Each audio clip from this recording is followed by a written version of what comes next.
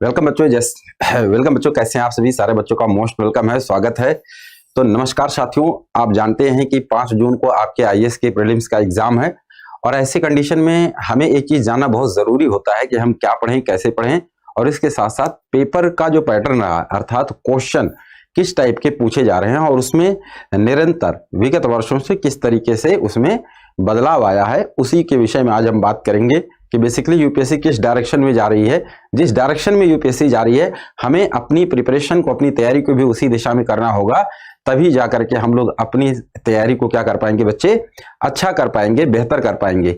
इसी दिशा में मैं अगर आपको बताऊं तो आज हमारी कोशिश होगी ट्रेंड एनालिसिस करना एग्जाम का, ठीक है, जो विगत वर्षों में प्रश्न पूछे गए हैं उसी के अनुसार।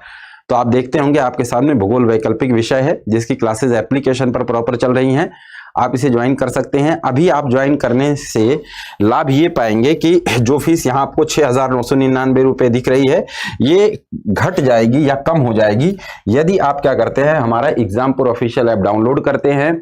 उस एग्जामपुर ऑफिशियल एप्लीकेशन के डाउनलोड करने के बाद आपको क्या करना होगा कि जब हमारे ऑप्शनल कोर्स पे जाएंगे, ज्योग्राफी ऑप्शनल पर, तो वहां पर कूपन कोड का ऑप्शन आएगा जिसमें आपको क्या यूज करना है, ड्रीम 45। जैसे ही आप यहां पर ड्रीम 45 यूज करेंगे, तुरंत आपको 45% का यहां पर क्या मिल जाएगा बच्चे, 45% का डिस्काउंट भी मिल जाएगा। और 45% के डिस्काउंट के बाद अब आपको क्या होगा, जो फीस यहाँ पर 6,999 रुपए रखी गई है ना, ये डिस्काउंट में आ जाएगी और इसकी फीस केवल 3850 रुपए हो जाएगी। कितनी हो जाएगी? 3850 रुपए आपकी हो जाएगी। इसके साथ साथ अगर मैं आपको बताऊं तो पहले भी इसके विषय में आपको बताया हुआ हूं, अभी फिर मैं बताता हूं कि आपके सपनों को एक नई आजादी देने के लिए 10 तक आपके सफलता की कब आ रहा है, 12 फरवरी दोपहर 12 बजे। तो 12 फरवरी दोपहर 12 बजे 10 तक आपके सफलता की शुरुआत हो रही है। यकीनन बच्चों आप इसके साथ 5 मिनट के लिए जुड़िएगा। आप कह रहे होंगे सर ये तो 30 दिसंबर को लॉन्च होने वाला था, लेकिन वहां से ये 12 जनवरी हो गया, 12 फरवरी हो गया। हुआ इसलिए है मेरे प्यारे बच्चे, ताकि आपके लिए एक बेहतर सटीक वैज्ञानिक रणनीति का क्या है, निर्माण किया जाए। जब रणनीति, स्ट्रेटजी अच्छी होगी तो सफलता के जो चांसेस है वो ज्यादा होंगे। तो पूरी रणनीति पर काम किया जा रहा है कि किस तरीके से एक बेहतर रणनीति बनाई जाए आने वाले विगत जो हमारी परीक्षाएं हैं उन परीक्षाओं के लिए, ताकि हमारे बच्चों के सपने बहुत ज्यादा साकार हो सकें और उनको एक बेहतर मार्गदर्शन, बेहतर कंटेंट, बेहतर क्लासेस जो है प्रोवाइड की जा सके। तो ये सारी चीजें तो हो जाएंगी। आज हम जो आपको ये सेशन स्टार्ट किए हैं उसमें हमने आपसे कहा था कि आज हम आपसे बताने वाले हैं कि ज्योग्राफी में या एनवायरनमेंट की बात करें, खासतौर से आज ज्योग्राफी की ही बात करेंगे कि ज्योग्राफी में किस टाइप के प्रश्न पिछले विगत वर्षों से लगातार आपके एग्जाम के अंदर पूछे जा रहे हैं।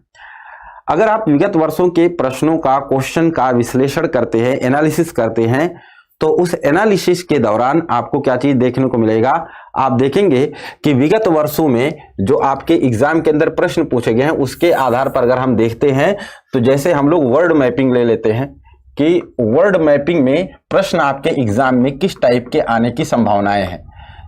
तो अगर वर्ड मैपिंग की बात करेंगे तो वही प्रश्न पूछता है, प्रश्न जो पूछता है उसमें एक ही चीज रहती है जो करंट में रहे या न्यूज में रहे। तो जो न्यूज में रहती हैं, जैसे कोई नदी न्यूज में है, कोई सागर न्यूज में है, कोई देश या विश्व का कोई भूभाग जो है न्यूज में है, वहीं से प्रश्न पूछता है।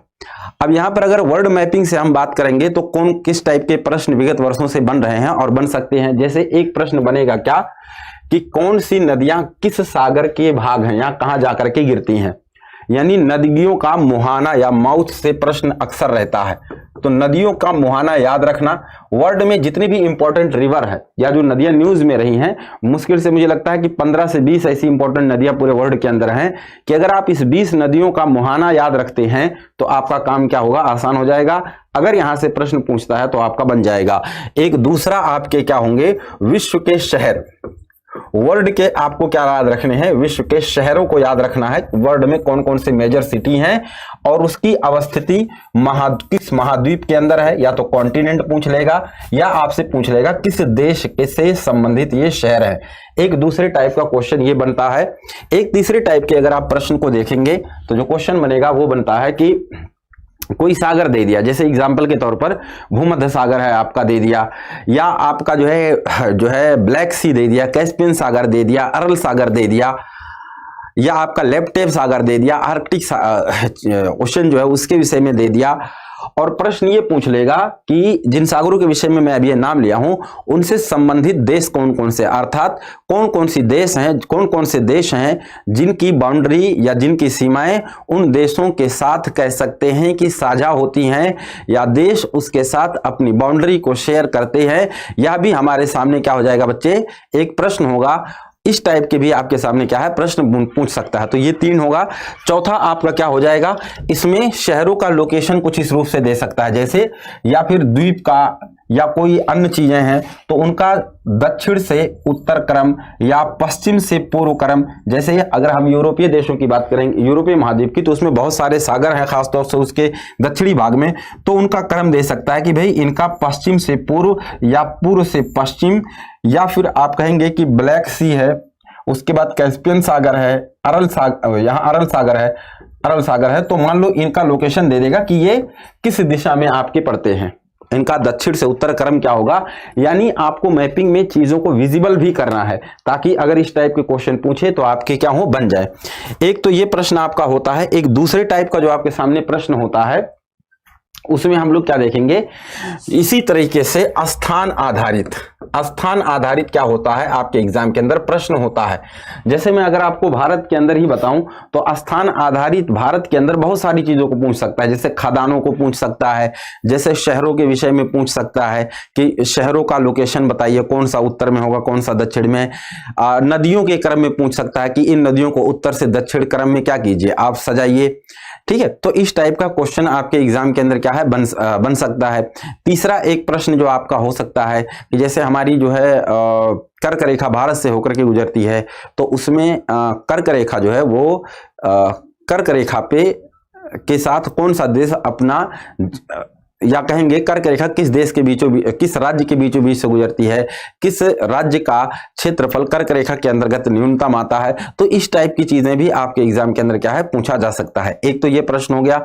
तीसरा आपका जो है नेशनल पार्क और जलवायु को आधार बना करके, नेशनल पार्क भारत के अंदर जो है या वन्यजीव अभयारण्य जो पाए जा रहे हैं उनका जलवायु के साथ इंटरलिंक करके प्रश्न पूछेगा कि यह जो आपका नेशनल पार्क है वह इनमें से किस जलवायु प्रदेश क्षेत्र में क्या है आपका स्थित है।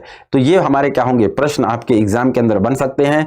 तीसरा अगर आप देखेंगे विगत वर्षों से 3-4 सालों का पेपर, 3 सालों का खास तौर से पेपर एनालिसिस करेंगे तो एग्रीकल्चर एक बहुत महत्वपूर्ण जो है क्षेत्र रहा एग्जामिनर के लिए। और भारतीय मिट्टियां, इंडियन सॉइल, तो इंडियन सॉइल से हर साल पिछले 3 वर्षों से लगातार एक क्वेश्चन रहा है।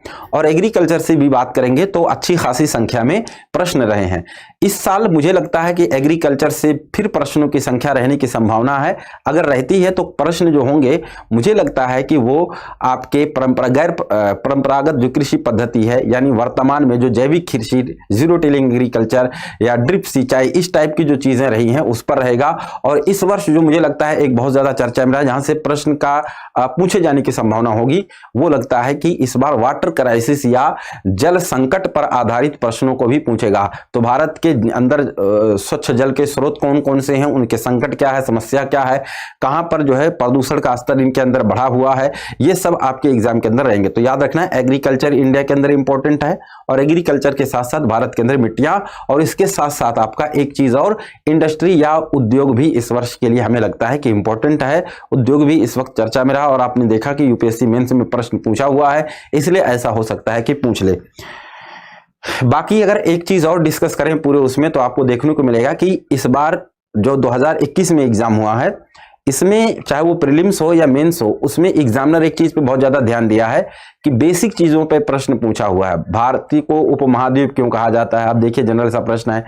तो इस टाइप के क्वेश्चन भी इस बार एग्जाम के अंदर क्या है, फिर से बनेंगे। यानी बहुत जनरल जो छोटी छोटी चीजें हैं, बेसिक चीजें जिसे कहते हैं, जिसे हम सामान्यतः इग्नोर कर देते हैं, उन्हें इग्नोर नहीं करना है, बल्कि उनको भी पढ़ना है। और वहां से लेकर के आखिर तक, यानी इस बेसिक टू एडवांस तक पूरी चीजों को बहुत अच्छे से कवर करना है। जब हम चीजों को बहुत अच्छे से कवर करेंगे तो यकीनन हम उसमें बेहतर कर ले जाएंगे। ठीक है, क्या करेंगे, उसमें हम बेहतर करेंगे। तो ये आज की क्लास में मेरा मोटिव ये था कि मैं आपको एक पेपर का पैटर्न एनालिसिस करूं।